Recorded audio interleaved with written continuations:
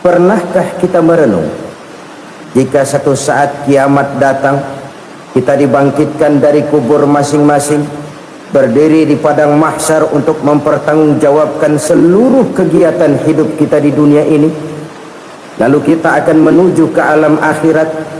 Sudahkah kita mempunyai simpanan untuk akhirat kita? Pada pertemuan kali ini saya ingin menyampaikan sebuah hadis di mana Rasulullah sallallahu alaihi wasallam bersabda, arba'un min kanzil jannah. Simpanan sorga ada 4 macam. Yang pertama, ikhfa'us sadaqah, menyembunyikan sedekah. Saudara-saudara kaum muslimin, sebagaimana yang kita maklum bahwa Allah Subhanahu wa taala melebihkan sebagian rezeki dari kita terhadap yang lain. Ada yang kaya, ada yang setengah kaya, ada yang miskin, ada yang setengah miskin, dan selanjutnya. Ada yang gajinya kecil tapi penghasilannya gede. Ada yang penghasilannya gede tapi nggak punya gaji. Ada juga yang memang gajinya gede dan penghasilannya gede. Kelebihan rezeki merupakan sunnatullah dan tidak harus membuat kita merasa lebih dari yang lain. Bahkan sebaliknya, kelebihan itu harus membuat kita ringan tangan untuk menolong mereka yang memang memerlukan pertolongan. Kalau saudara diberikan ilmu, maka pertanyaan akhirat cuma satu: ilmumu kau amalkan untuk apa? Kalau saudara diberikan umur yang panjang, pengadilan akhirat juga bertanya satu: umurmu kau habiskan di mana? Tapi kalau saudara diberikan harta, pengadilan akhirat akan bertanya 2: hartamu kau dapat dari mana? Kau belanjakan kemana? Dari mananya ditanya, dan kemananya juga ditanya. Oleh karena kita akan dimintakan pertanggungan jawab, maka amanah yang bernama harta ini harus kita gunakan dengan sebaik-baiknya. Ada penggunaan yang merupakan kewajiban, itu zakat namanya. Ada penggunaan yang sewaktu-waktu, itu infak namanya. Ada yang lebih sewaktu-waktu lagi, dan itu sedekah namanya. Zakat dia terikat oleh haul dan nisab, oleh putaran batas waktu dan ukuran dari harta itu sendiri. Sedangkan infak terikat oleh situasi dan kondisi perekonomian seseorang. Sedangkan sedekah tidak terikat dengan apapun. Dalam kondisi seperti apapun kita bisa melakukan sedekah dengan yang terkecil sekalipun. Sampai-sampai Rasulullah sallallahu alaihi wasallam mengajarkan, la tahqiranna minal ma'ruf syai'an walau an talqa akhaka biwajhin talib. Atau ada hadis, tabassumuka fi wajhi akhika laka sadaqah. Senyumanmu kepada temanmu adalah sedekah. Jadi untuk melakukan sedekah tidak harus dalam berbentuk uang. Dengan ilmu kita bisa sedekah, dengan tenaga kita bisa bersedekah, dengan pikiran kita bisa bersedekah, bahkan senyum kepada teman itu pun sedekah. Jadi kalau sedekah dengan uang memang belum punya uang, nyengir aja banyakin. Itu asal pada tempatnya, jangan lalu ketemu tiang listrik cengengesan. Tentu tidak pada tempatnya dan tidak wajar. Nah, sedekah yang paling dicintai Allah adalah sedekah yang disembunyikan. Artinya jauh dari sifat riya. Kan kadang-kadang ada orang sedekah itu disebutkan namanya, apa tidak bagus? Kalau memang niatnya ikhlas, ya bagus-bagus saja. Untuk memberikan sugesti kepada yang lain. Di Fulan bin Fulan nyumbang sekian, diumumkan. Boleh kalau niatnya untuk memberikan rangsangan kepada yang lain supaya dia menyumbang lebih besar dari orang tadi. Tapi kalau itu mendatangkan riya, maka sedekah yang paling dicintai Allah adalah sedekah yang disembunyikan. Tangan kiri saja tidak tahu apa yang diberikan oleh tangan kanan. Sedekah yang dilakukan dengan ikhlas akan merupakan perbendaharaan surga, tersembunyi dari pandangan orang lain, tidak seorang pun tahu. Karena memang sikap yang baik adalah melupakan kebaikan dan mengingat kesalahan. Itu salah satu ciri orang bahagia. Orang yang selalu mengingat kesalahannya dan berusaha melupakan segala kebaikannya. Kalau dia akan berada kebaikan, dia tidak bisa ikut, dia merasa rugi karena dia merasa belum pernah berbuat baik. Tapi kalau akan melakukan kesalahan baru, dia ingat kesalahan yang sudah sehingga terhalang baginya untuk melakukan satu kesalahan baru. Demikianlah saudara-saudara, bahwa Allah melebihkan rezeki sebagian kita dari yang lain agar terjadi tolong menolong dalam kehidupan ini. Jadi kesenjangan yang natural, kesenjangan yang alami, itu sunnatullah. Ada yang kaya, ada yang miskin, ada yang kelas menengah. Kenapa lalu sekarang kita berusaha mengentaskan kemiskinan? Oleh karena adanya kesenjangan struktural. Kalau yang kaya bisa semakin kaya, kenapa yang miskin tidak bisa naik jadi ikut sedikit kaya? Sebab pada dasarnya Islam adalah agama yang sejak turunnya sudah berupaya memerangi kemiskinan. Bahkan dikatakan kemiskinan itu mendekatkan kepada kekufuran. Orang kalau miskin udah dekat banget sama kafir, gampang menjadi kafir. Berapa banyak saudara-saudara kita yang oleh karena soal perut, oleh karena soal materi, terpaksa meninggalkan dan menanggalkan akidahnya, menjual petunjuk yang diberikan Allah dengan kesenangan dunia yang cuma sebentar ini. Na'udzubillah, tsumma na'udzubillah. Jadi makin kita sembunyikan suatu sedekah, semakin banyak perbendaharaan kita di surga. Sedekah yang paling dicintai Allah adalah sedekah yang disembunyikan. Malahan ada seorang sufi, dia punya kebiasaan kalau pergi sholat Jumat dia bawa uang, itu uang dia taruh di bawah tikar masjid. Dia niat sedekah kepada siapa saja yang nemuin itu duit. Maksudnya apa? Supaya yang nemuin nggak tahu siapa yang punya duit. Demikian dia saking ingin menyembunyikan sedekahnya. Karena sifat ria itu bisa memakan amal kita sendiri. Ria itu termasuk menyebut-nyebut kebaikan kita. Orang yang suka nepuk dada, sedikit-sedikit ngitungnya kalau nggak gua. Tuh kalau nggak gua tuh. Tuh yang belas itu kalau nggak gua, iya kalau nggak lu kenapa emang? Orang yang suka menepuk jasa, tuh biasanya memang begitu saudara-saudara. Kalau perang lagi berkecamuk, orang nggak sempat ngaku jadi pahlawan. Tapi begitu perang selesai, yang kagak kenal bedil ngaku pahlawan, mas. Itu sesuatu yang biasa. Oleh karenanya orang-orang yang ikhlas dalam bersedekah, disembunyikannya sedekah itu Allah cinta betul. Malahan ada hadis memberikan jaminan, inna shadaqatal mar'il muslimi tazidu fil umri wa tadfa'u mitatas su'i. Sesungguhnya sedekahnya seorang mukmin tazidu fil umri, bisa menambah umur panjang, wa tadfa'u mitatas su'i, dan menyelamatkan manusia dari mati secara su'ul khatimah. Jadi siapa yang kepengen panjang umur, banyaklah sedekah. Yang bosan hidup, pelit terus. Sedekah menambah panjang umur dan menyelamatkan manusia dari mati secara su'ul khatimah. Pak, katanya umur itu nggak bisa ditambah, nggak bisa dikurangin. Kapan? Kalau ajal sudah datang. Fa idza jaa ajaluhum la yastakhiruna sa'atan wa la yastaqdimun. Kalau ajal datang tidak bisa dimajukan, tidak bisa dimundurkan. Itu kalau ajal sudah datang.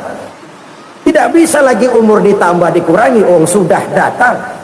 Tapi kalau belum datang, itu kan haknya Allah.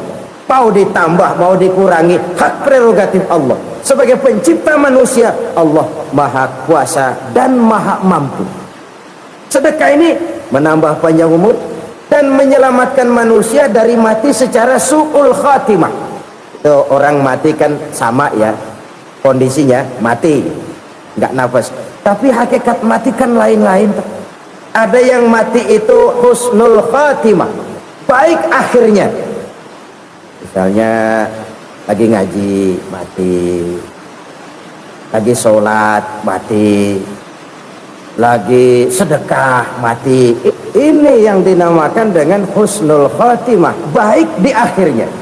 Sebaliknya ada yang su'ul khatimah, jelek di akhirnya. Ini yang jadi catatan akhir. Lagi nyekek botol, mampus. Lagi banting kartu, modar. Su'ul khatimah, jelek pada akhirnya. Sedekah menyelamatkan manusia dari mati secara su'ul khatimah. Dan kita semua kepengen mendapat husnul khatimah, jauh dari su'ul khatimah. Oleh sebab itu yang bisa menyelamatkan kita dari penyakit itu antara lain adalah sedekah yang disembunyikan, yang dikerjakan dengan ikhlas karena Allah, tidak karena kepengen dipuji orang, tidak karena ingin dikatakan orang pemurah. Sebab orang dermawan itu orang yang memberi tanpa harus diminta. Kalau masih harus diminta, ya belum dermawan namanya, masih harus diminta. Kalau nggak diminta ya tulus, lolos, polos. Saudara-saudara kaum muslimin rahimakumullah, harta adalah amanat dan akan kita pertanggungjawabkan. Allah melebihkan rizki sebagian kita dari yang lain agar kita saling tolong menolong, bantu membantu. Nabi janjikan, siapa yang meringankan beban saudaranya muslim di dunia, Allah akan meringankan bebannya di akhirat nanti. Sebuah jaminan dari baginda Nabi. Si orang yang kita bantu barangkali tidak bisa membalas, Allah yang akan membalas lewat jalan lain yang tidak pernah kita sangka-sangka. Ada orang tanya, Pak, ini ada orang nyumbang masjid sambil marah-marah, bagaimana? Saya bilang, sumbangannya aja ambil, marahnya jangan. Marahnya jangan diambil, itu urusan dia. Saudara-saudara kaum muslimin rahimakumullah, umat Islam ini kan umat yang punya potensi besar. Kadang kita merenung, kenapa kadang-kadang pembangunan masjid kok lambat sekali? Kalau hotel hari ini peletakan pertama, bulan depan peresmian. Supermarket hari ini peletakan batu pertama, minggu depan peresmian. Tapi kalau sudah yang namanya masjid, kadang-kadang peletakan batu pertama sekaligus jadi batu terakhir. 3 tahun, 4 tahun, campur nebar jalak di jalanan, duit dijaring kayak ikan sepat. Apa tidak ada orang Islam yang kaya? Banyak. Apa tidak ada pengusaha muslim yang jadi konglomerat? Ada. Lalu yang belum banyak itu yang komit terhadap nilai-nilai agamanya. Akhirnya kita jatuh jadi umat yang lemah. Belum ada pengusaha konglomerat muslim buka pabrik supermi cap bedug misalnya umpamanya atau pabrik kecap cap sorban supaya identitas keislamannya sedikit kelihatan. Kita jatuh jadi umat yang lemah karena potensi tidak terinventarisir dengan baik. Kita ini ibarat kompor yang cuma matengin nasi orang lain. Potensi kita dimanfaatkan oleh orang lain. Ukhuwah Islamiyah kita baru terbatas kepada silaturahmi. Ukhuwah di bidang ekonomi kita lemah, ukhuwah di bidang kebudayaan kita lemah, apalagi ukhuwah di bidang politik kita lebih rapuh lagi. Padahal ukhuwah itu adalah totalitas kehidupan manusia, menyangkut ipolek sosbud, memerlukan nilai-nilai ukhuwah. Jadi oleh karena itu mari kita menyadari, di dalam harta kita, walaupun kita yang cari, pergi pagi, pulang sore, peras keringat, banting tulang, di sana ada harta anak yatim. Di sana ada hak masjid. Di sana ada hak pesantren. Di sana ada hak jihad. Berbahagialah seseorang apabila dia oleh Allah dijadikan keran. Keran itu menyimpan air, tapi tidak untuk dirinya, tapi disalurkannya kepada mereka yang memang memerlukannya. Saudara-saudara kaum muslimin rahimakumullah, ini yang pertama. Jadi perbendaharaan surga adalah menyembunyikan sedekah. Orang lain nggak tahu, kita pun nggak pernah ngitung-ngitung. Kita anggap lewat begitu saja, padahal itu deposit akhirat. Satu. Yang kedua, perbendaharaan surga itu apa? Wa kitmanul musibah, menyembunyikan kesulitan. Kadang orang takut menghadapi kesulitan. Tapi makin kita merenung, hidup ini kan sebenarnya urusan. Takut sama urusan ya jangan hidup. Tandanya orang hidup itu kalau punya urusan. Urusan melupakan problem. Problem sering menimbulkan kesulitan. Kesulitan bukan untuk ditakuti, tapi untuk diatasi dan dicarikan jalan keluarnya. Siapa sih orangnya yang nggak pernah sulit-sulit? Makin tinggi status sosialnya, makin gede urusannya. Makin tinggi kualitas imannya, makin berat tingkat kesulitannya. Cuma memang yang namanya enak itu seperti pelangi. Biang lala itu nggak pernah di atas kepala kita, di atas kepala orang melulu. Lu sih enak lu, kata kita. Dia juga bilang yang enak kan lu. Pelangi itu nggak pernah di atas kepala kita. Kata tukang beca, aduh enak ya naik Mercy. Kata tukang beca, apa yang di dalam mobil Mercy? Aduh enak bener tukang beca, di jok ngeringkuk ngorok pules bener. Saya kamar pakai AC sejuk, tempat tidur sutra empuk, alga spring bed, gula kulik nggak bisa pules kalau belum minum Valium, belum tidur. Enak bener tukang beca, di jok ngorok nggak tahu wetan kulon. Si tukang beca bilang yang di Mercy enak, yang di Mercy bilang tukang beca enak. Inilah enak, nggak pernah di atas kepala kita, di atas kepala orang lain melulu enak itu. Nah saudara-saudara, yang merupakan perbendaharaan surga itu orang yang bisa menyembunyikan kesulitan, baik pribadi ataupun rumah tangga. Nih terutama rumah tangga yang jadi soalnya. Kadang-kadang kita ini kalau senang, sebaliknya kalau senang kita diam, kalem aja, cuek. Banyak banget duit kita bawaan, diam aja udah. Malah ketemu orang takut. Tapi begitu susah, sekampung tahu. Padahal Nabi mengajarkan perbendaharaan surga itu menyembunyikan musibah, menyembunyikan kesulitan. Kalau enak, cerita sama orang-orang. Kalau nggak enak, rasain sendiri, tekan sendiri, atasin sendiri. Kita kan sebaliknya, senang kita diam, asal lagi susah, paling tidak kita nyari teman buat cerita kesusahan. Siapa orangnya yang nggak pernah susah? Cuma soalnya bagaimana kita mengatasi kesusahan itu sendiri. Begitu juga misalnya kalau orang sudah berumah tangga, itu orang tuanya harus menjadi tempat dia cerita yang enak-enak saja. Yang nggak enak rasain berdua, selesaikan berdua, atasin berdua. Jangan dibalik. Asal senang diam, giliran susah saja. Maknya laporan. Terbalik. Bisa menjaga security informasi. Maka nama bayam keluar diam, malah seluitan. Enak amat lo makan daging ayam. Security informasi. Saudara-saudara kaum muslimin rahimakumullah, ujian yang terberat itu yang pernah diberikan kepada para nabi, para rasul, para aulia, para ulama. Makin tinggi keimanan, makin berat bentuk kesulitan. Ayo saya kemukakan satu contoh saja. Ada seorang nabi yang kaya, nabi kaya, namanya Nabi Ayub. Iblis kalau orang begini kan keki, ibadahnya rajin, kaya. Nah, yang kayak begini susah digodain. Kalau ibadahnya rajin, miskin, kali bisa disogok. Sini imannya mantap, ibadahnya rajin, kaya, nabi lagi. Oh, tapi namanya iblis, nggak kurang akal. Laporan, Tuhan, kenapa Les? Ya ini bahasa saya, bahasa Qurannya sih nggak gitu. Itu hambamu yang namanya Ayub, dia rajin ibadah cuma karena dikasih kaya aja. Coba kasih miskin dia, berhenti dia sembahyang.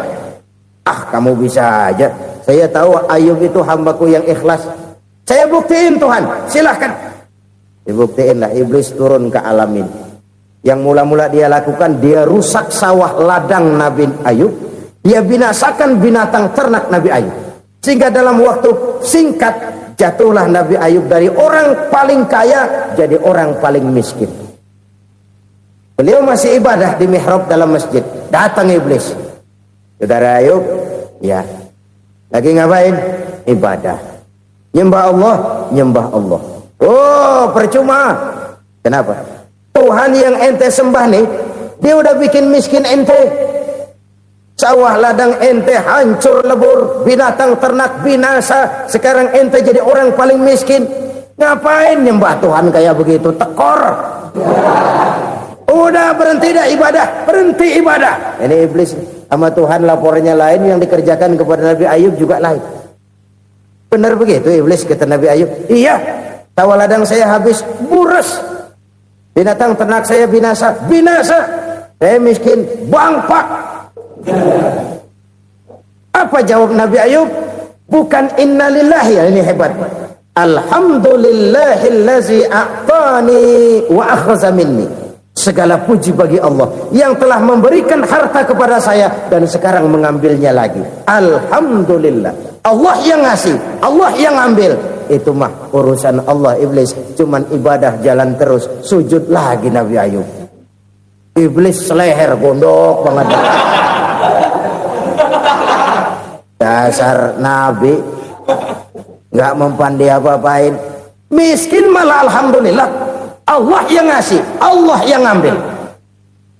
Jadi kalau kita tidak komit, kita tidak terikat kepada kaya, miskin, senang, susah, apa yang bisa bikin kita susah?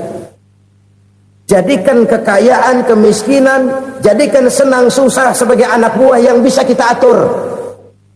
Jangan kekayaan ngatur kita, jangan kemiskinan ngatur kita. Kita yang harus mengatur mereka. Senang, susah, kaya, miskin, bahagia, sengsara, jadikan itu anak buah yang bisa kita atur. Kalau sekarang kita kaya, lain saat boleh jadi kita miskin, semiskin-miskinnya. Allah yang ngasih, Allah yang ngambil. Tenaga mana yang bisa menghalangi? Ibadah jalan terus. Iblis makin gondok. Dasar Nabi loh. Akhirnya apa? Nabi Ayub dikerjain, diberikan penyakit. Demikian fatal penyakitnya. Bayangin, udah miskin sakit. Masya Allah. Miskin sakit. Sakitnya nggak lama, kira-kira 16 tahun. Istrinya 3, 2 mental minta ceraiin. Ngerawatin laki bengek begini. Senang belum tentu, susah udah pasti nih. Cerai aja, cerai dah. Cerai. Tinggal satu Siti Rahmah yang setia menemani beliau. Sesetia-setianya hati perempuan. Satu saat Siti Rahmah bilang, "Bang, iya, abang kan Nabi bang. Lalu namanya Nabi kan doanya jarang meleset bang. Maksud kamu minta kenapa sih sama Tuhan biar abang sembuh baik dah bang?" Siti Rahmah, iya. Saya sakit berapa tahun sih dah? 16 tahun bang. Sebelum ini saya sehat berapa tahun? Ya kira-kira 60 tahun bang. Nah coba ente banding-bandingin Rahmah.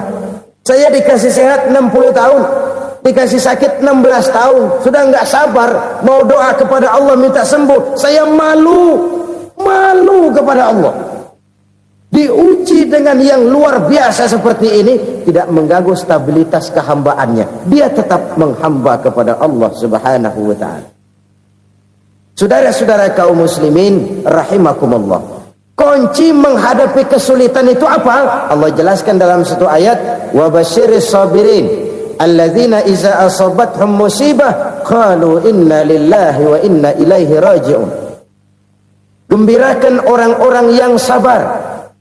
Siapa mereka itu? Yang apabila mendapat musibah mereka kembali kepada keyakinan dasar, segalanya dari Allah dan segalanya akan kembali kepada Allah. Ini konsepsi dasar dari sikap muslim dalam menghadapi berbagai kesulitan. Segalanya dari Allah, segalanya akan kembali kepada Allah. Kalau ini sudah kondisi dasarnya, maka kita akan lapang menghadapi kenyataan bagaimanapun pahitnya. Apakah itu namanya miskin? Apakah itu namanya sakit? Bahkan maut sekalipun. Maut sekalipun. Segalanya dari Allah, segalanya akan kembali kepada Allah. Ini sikap hidup, bukan sekedar ucapan. Kita kadang-kadang menjadikannya sebagai ucapan. Mulutnya sih nggak berhenti, innalillahi wa inna ilaihi rajiun, tapi nangisnya terus gerung-gerungan.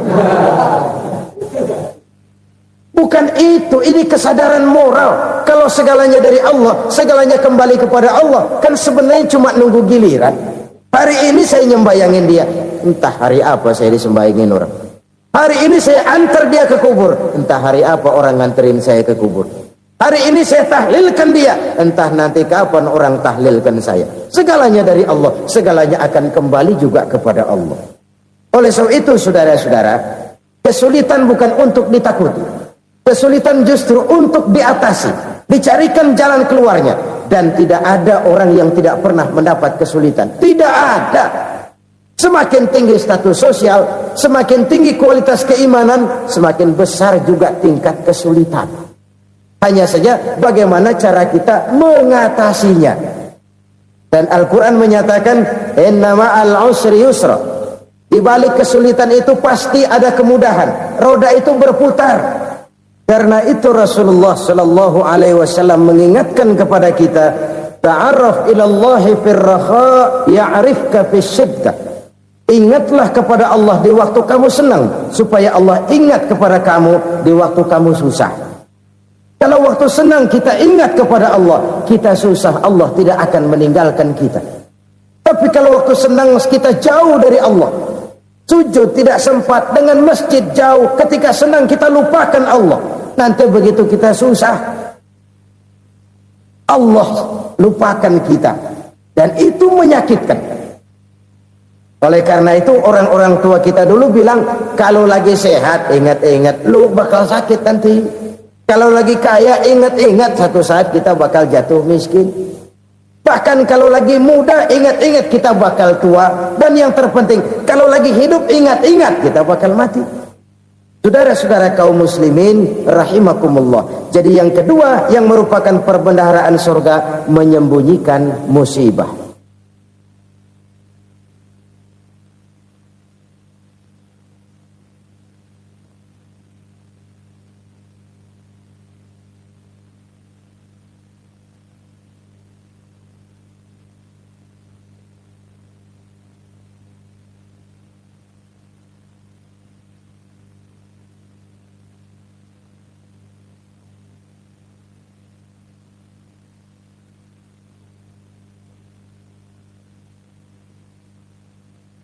Saudara-saudara kaum muslimin rahimakumullah. Hal ketiga yang merupakan perbendaharaan surga adalah wasilaturrahmi. Orang yang suka bersilaturahmi. Sebagaimana yang kita maklum bahwa manusia adalah makhluk yang disebut zon politika. Makhluk sosial yang tidak mungkin hidup sendiri-sendiri. Betapa dan siapapun kita memerlukan orang lain. Bodoh betul manusia kalau tinggal di tengah masyarakat tapi tidak mau bermasyarakat. Merasa hebat sendiri, pinter sendiri, gagah sendiri, kaya sendiri. Mungkin kalau mati juga ngubur sendiri. Jangankan kita di sini, di sorga saja Nabi Adam waktu sendirian bengong melulu, mondar mandir. Allah tegur dam sepi dam. Ya ini kalau bahasa saya. Iya Tuhan, sepi ini nggak ada coret-coretan pisan ini. Diciptakan Siti Hawa baru anteng Nabi Adam. Itu di surga. Cobalah. Umpamanya saudara tinggal di Jakarta nih. Kayak bener. Apaan aja di Jakarta punya saudara dah. Jembatan Semanggi ambil. Monas buntel bawa pulang. Hotel-hotel ambil semua. Cuman tinggal di Jakarta sendirian, apa enaknya? Betapa dan siapapun kita perlu orang lain. Tidak ada seorang pun yang bisa memenuhi kebutuhan hidupnya secara sendiri-sendiri. Nah, Islam telah menyelamatkan manusia dari ras diskriminasi. Mengikat manusia dengan persaudaraan yang berlandaskan kepada akidah. Karena itu dianjurkan bersilaturahmi. Bahkan Nabi menyatakan, man arada ayyubsata lahu fi rizqihi wa yunsa'a fi atharihi falyasil rahimah. Siapa yang kepengen diluaskan rezekinya dan dipanjangkan usianya, banyaklah ia bersilaturahmi. Siapa yang kepengen dimudahkan rezekinya, hendaknya ia banyak bersilaturahmi. Kalau banyak teman, kesulitan kan paling tidak ada tempat cerita. Udah susah, sendirian kita pikirin diri, nggak ada tempat tukar pikiran. Cepet banget sama bengek.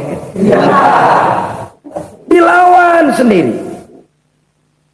Nah, secara makro kita bisa berkata, tidak mungkin ada kemenangan kalau tidak ada kekuatan. Tidak ada kekuatan kalau tidak ada kesatuan dan persatuan. Tidak mungkin ada kesatuan dan persatuan tanpa semangat silaturahmi. Kalau umat Islam mau menang, dia harus kuat. Kalau umat Islam mau kuat, dia harus bersatu. Kalau umat Islam mau bersatu, dia harus membudayakan silaturahmi ini. Bahkan sampai-sampai kata Nabi, kalau bisa cari nilai tambah. Apa? Silman koto'ak. Bersilaturahmilah kau kepada orang yang marah denganmu. Masya Allah, indahnya ajaran agama kita.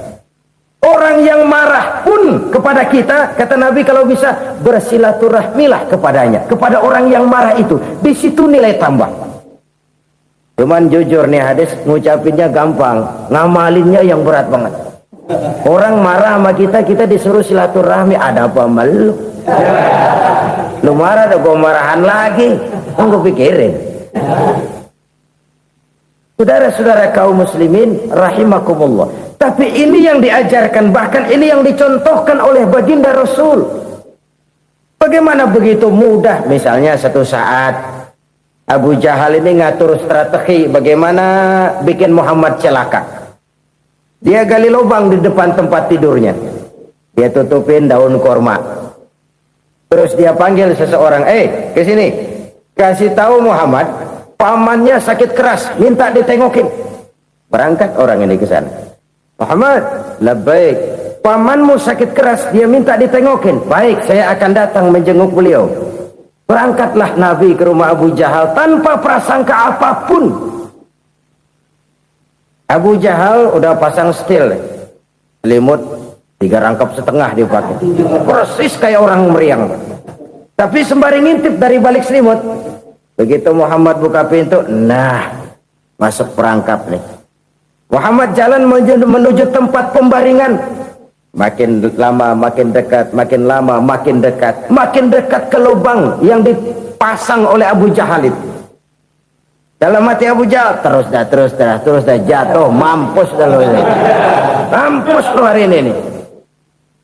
Apa yang terjadi? Malaikat Jibril datang. Muhammad, pamanmu cuma pura-pura sakit. Di depan tempat tidurnya ada lubang perangkap supaya kamu jatuh ke situ. Sudah, kamu pulang. Balik kanan Nabi. Sudah hampir jatuh ke lubang, balik kanan, pulang. Bayangin kecewanya Abu Jahal. Muhammad dikit lagi, Muhammad dikit lagi. Enggak paman, saya pulang aja.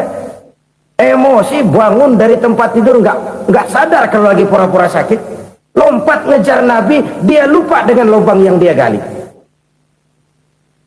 Serak nyemplung sendiri ke dalam lubang.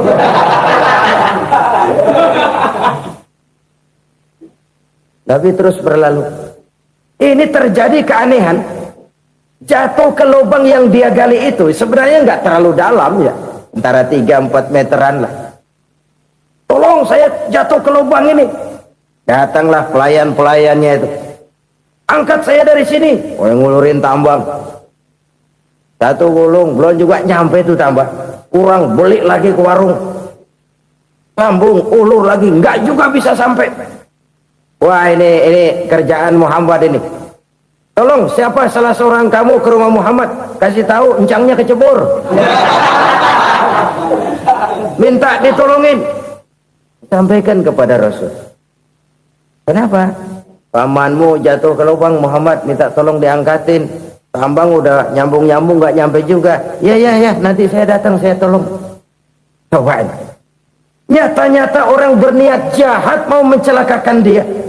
Datang dia menolong. Ini yang disebut air tuba dibalas air susu ya ini. Bukan sebaliknya. Air tuba dibalas air susu. Paman, Kecebur ya? Iya Muhammad, tolonglah. Pegang tangan saya. Nabi ulurkan tangannya, nyampe. Dipegang oleh Abu Jahal, diangkat ke atas. Sampai atas, apa kata Abu Jahal? Sihirmu memang hebat Muhammad. Udah ditolongin dikata sihir. Yang enak kita kemplang kan itu orang begitu. Urusan apa? Tapi inilah akhlak. Kalau bisa kamu bersilaturahmilah dengan orang yang marah kepadamu sekalipun. Orang marah kita tetap baik. So, kalau kita berbuat baik sama orang yang memang baik, rasanya sih biasa-biasa aja. Orang baik kita baik lagi, ya draw aja, belum ada nilai tambah di situ. Baru ada nilai tambah kalau kita bisa berbuat baik kepada orang yang nyakitin kita. Itu namanya kita setingkat di atas dia. Dia sakitin kita, kita berbuat baik sama dia. Dia pelit sama kita, kita baik sama dia. Dia marahin kita, kita deketin dia. Di situ kita punya nilai tambah. Jadi siapa yang ingin diluaskan rezekinya, kata Nabi, dan dipanjangkan umurnya, hendaklah ia banyak-banyak bersilaturahmi. Sederhana sebenarnya silaturahmi. Tapi silaturahmi membangkitkan semangat kesatuan dan persatuan.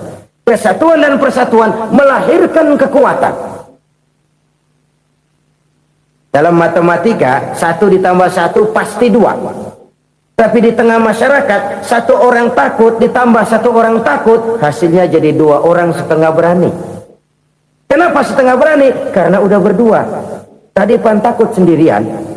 Kalau dia kumpul turu-turu takutlah jadi berani. Kita yang lemah, kita yang tidak berdaya, kita yang miskin, kalau mau kompak bersatu, apa yang nggak bisa kita kerjain? Apalagi tinggal di kota besar, pilihan cuma 2, bertahan atau minggir. Bertahan atau minggir. Untuk bisa bertahan harus mampu bersaing. Untuk mampu bersaing harus punya keahlian. Keahlian harus ditunjang dengan pendidikan, ditambah oleh kekompakan sebagai umat. Udah miskin mencar mulu, orang injak kita. Orang nggak pandang urusan apa malu. Oleh karena itu silaturahmi pada hakikatnya merupakan roh dari ukhuwah yang diajarkan oleh agama kita. Bagaimana Islam menyelamatkan masyarakat manusia dari ras diskriminasi, mengikat manusia, dan tidak ada persaudaraan yang lebih indah selain persaudaraan yang diikat dengan nilai-nilai akidah. Sepanjang orang di jalan Allah, itulah saudara kita. Keluar dia dari jalan Allah, selesailah persaudaraan sampai di situ. Karena itu, kalau ingin menyimpan sesuatu di surga, banyaklah bersilaturahmi. Datang ke rumah ini, datang ke rumah itu, dan lain sebagainya. Itu simpanan kita di akhirat nanti. Ini yang ketiga. Saudara-saudara, yang keempat, perbendaharaan surga itu apa? Wa qawlu la hawla wa la quwwata illa billah. Ucapan la haula wa la quwwata illa billah. Ibadah kan ada yang berat, modalnya besar. Bangun masjid berat, modalnya besar. Bangun rumah sakit berat, modalnya besar. Ada ibadah yang berat tapi modalnya ringan. Misalnya puasa. Puasa itu berat, mengendalikan nafsu. Kalau sekedar nggak makan nggak minum sih enteng, mengendalikan nafsu itu jihad terbesar. Tapi kan modalnya ringan, cuma niat saja. Ini ibadah berat, modalnya ringan. Ada ibadah yang ringan, modalnya juga enteng. Seperti termasuk ucapan la haula wa la quwwata illa billah.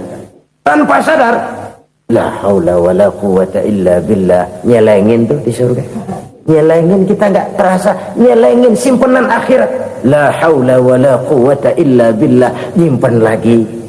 Kaget, la haula wa la quwwata illa billah, nyimpan lagi. Banyak simpenan.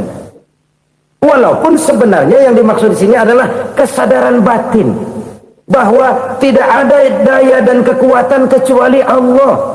Itu intinya. Kita memulai pekerjaan disunahkan baca bismillah, kan begitu?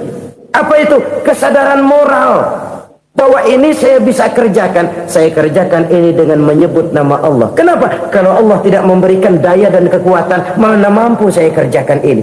Maka saya kerjakan ini dengan menyebut nama Allah. Bismillah. Kesadaran moral.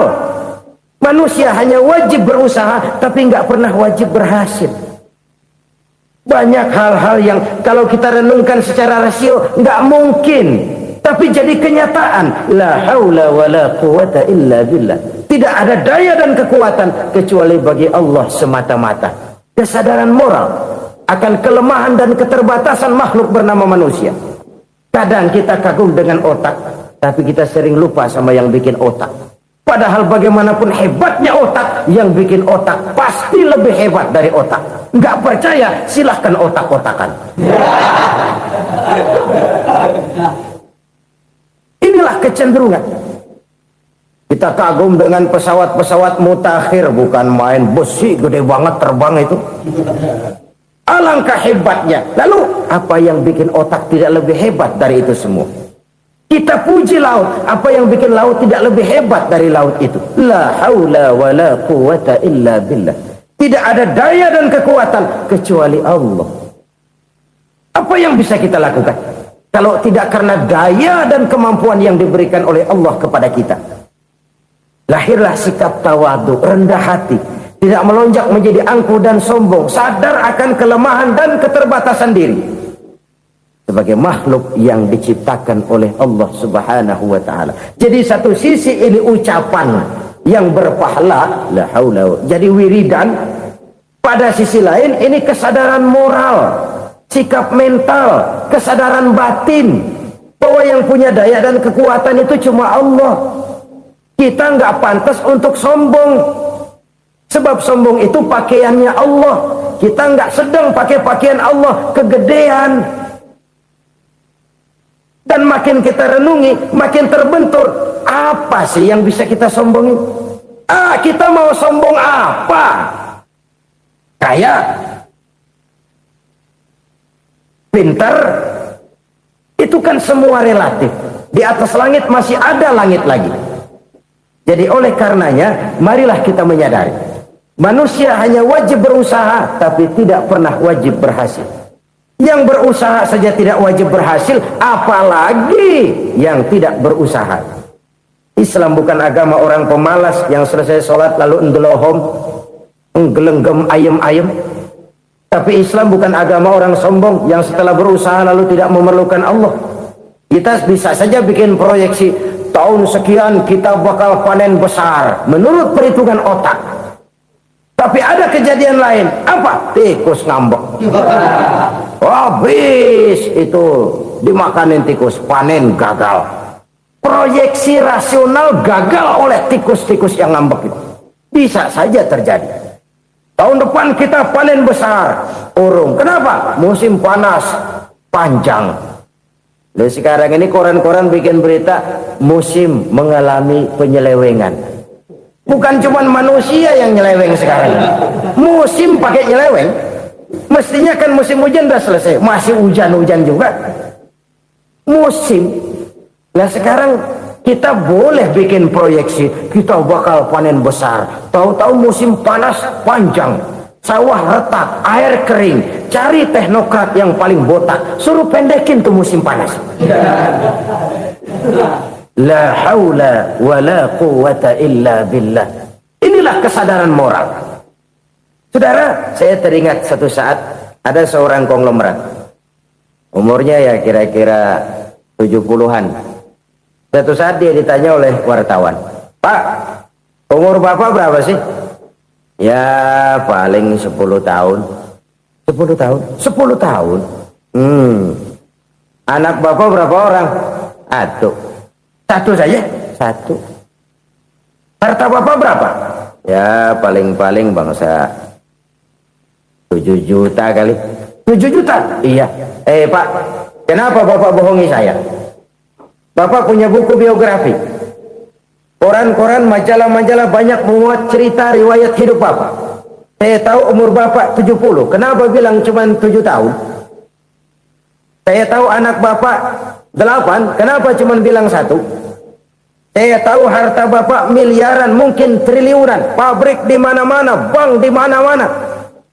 Kenapa bilang uang Bapak cuma 7 juta? Nah, kata si konglomerat tadi, kamu benar nak, kamu benar. Umur saya kalau jumlahnya memang 70 nak. Cuman ingat-ingat saya baru 7 tahun terakhir ini saya sujud. Baru 7 tahun terakhir ini saya berusaha dekat dengan Allah. Saya laksanakan perintahnya, saya jauhi larangannya.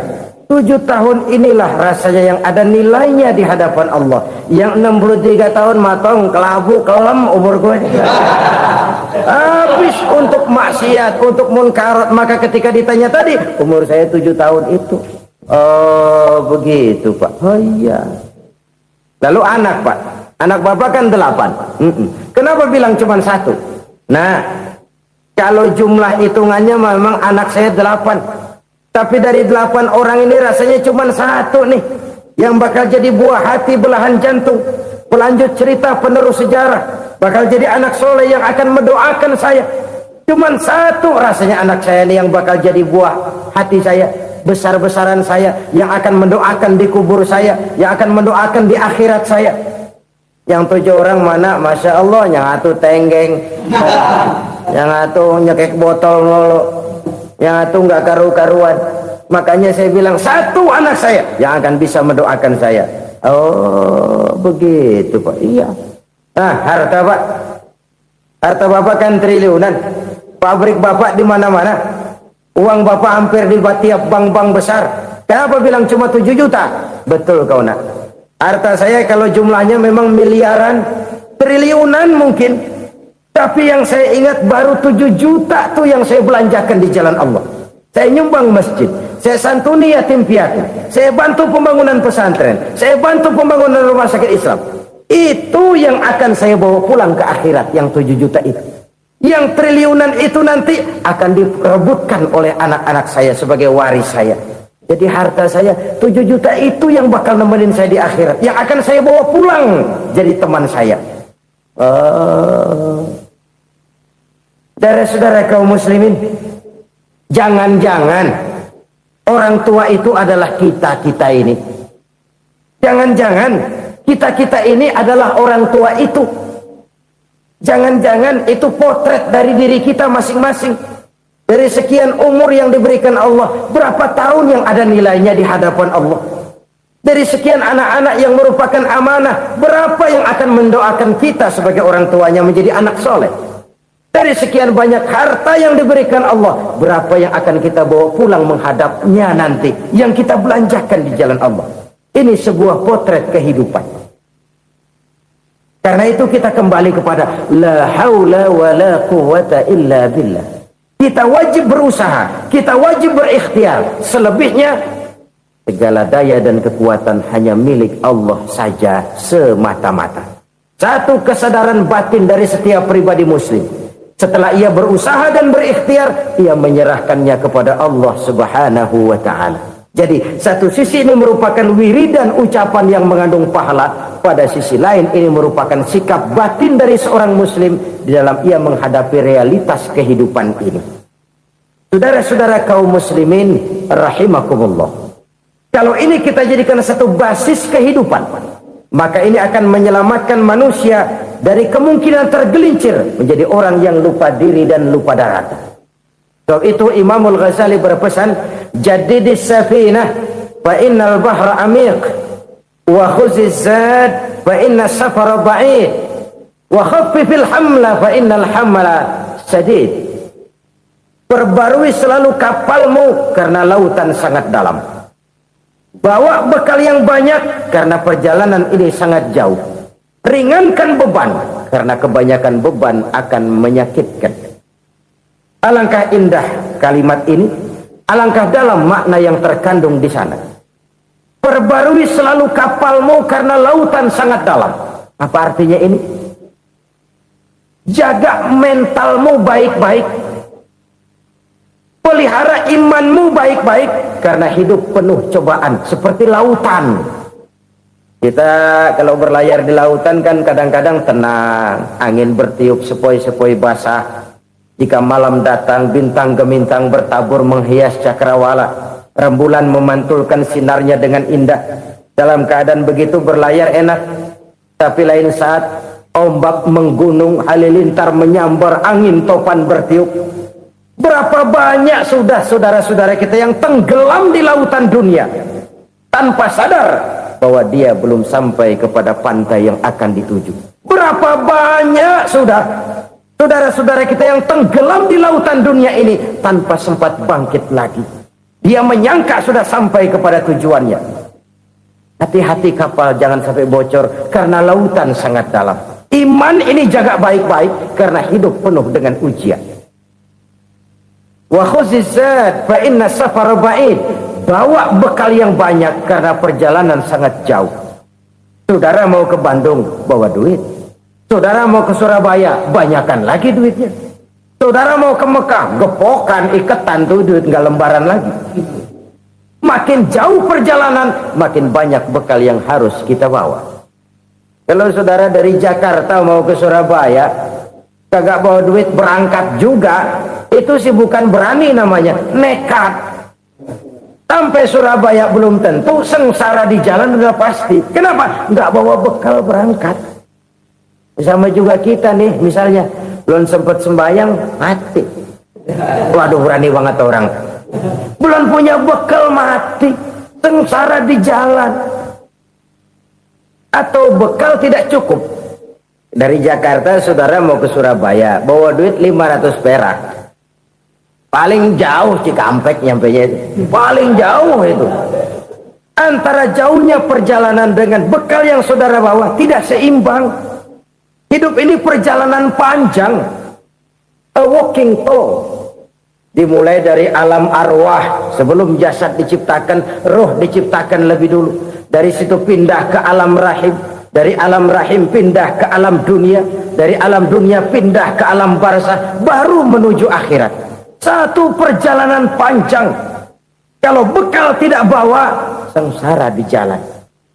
Bawa bekal yang banyak karena perjalanan ini sangat jauh. Wa khaffifil hamla, ringankan beban karena beban itu cuma akan menyulitkan. Kalau bekal itu sih keperluan, tapi beban nggak kita perluin, coba ngeberat-beratin. Apa ini beban? Dosa, kecurangan, kebatilan, kesoliman, ketidakadilan, kesewenang-wenangan. Itu akan jadi beban kita di akhirat. Alangkah celakanya, perjalanan panjang, bekal tidak bawa, beban kelewat banyak, alamat sengsara di jalan. Pahala tidak ada, dosa berlipat ganda. Na'udzubillah, summa na'udzubillah. Kalau kita rangkum nasihat Al-Ghazali dengan kisah si konglomerat tadi, kita akan mengambil kesimpulan. Pertama, bekal terbaik dalam menghadapi gejolak kehidupan ini tidak lain adalah iman. Yang kedua, pahala dan dosa. Dua hal kontroversial. Pahala adalah bekal, dosa adalah beban. Tapi kita sekarang kan tidak begitu terangsang kepada yang abstrak. Orang berlomba mencari yang konkret-konkret saja, yang real. Kalau memang dosa, benjol dong, kira-kira begitu. Kira-kira begitu. Persis orang Yahudi dulu. Orang Yahudi itu kan pernah minta kepada Nabi Musa, Ya Musa, lan nu'mina laka hatta narallaha jahrah. Musa, kami nggak bakal mau beriman kepada Allah kalau belum kami lihat Allah ada nongkrong di depan kami. Kalau memang Tuhan ada, taruh dong di depan kami. Mau yang konkret-konkret saja. Kalau memang dosa, benjol dong. Kalau memang pahala, berasa dong. Orang terangsang kepada yang real, yang konkret-konkret saja. Karena itu, untuk mengejar dosa, orang mau bayar. Tapi untuk mengejar pahala, walaupun tidak bayar, orang segan. Ini yang dikatakan oleh Nabi, kamu mengharapkan ke surga, tapi kamu berat melaksanakan sesuatu yang bisa membawa kamu ke surga. Kamu ingin jauh dari neraka, tapi tiap saat kamu lakukan perbuatan-perbuatan yang justru menjerumuskan kamu ke neraka. Idda'aitum an-najata minan nar wa ramaitum fiha anfusakum.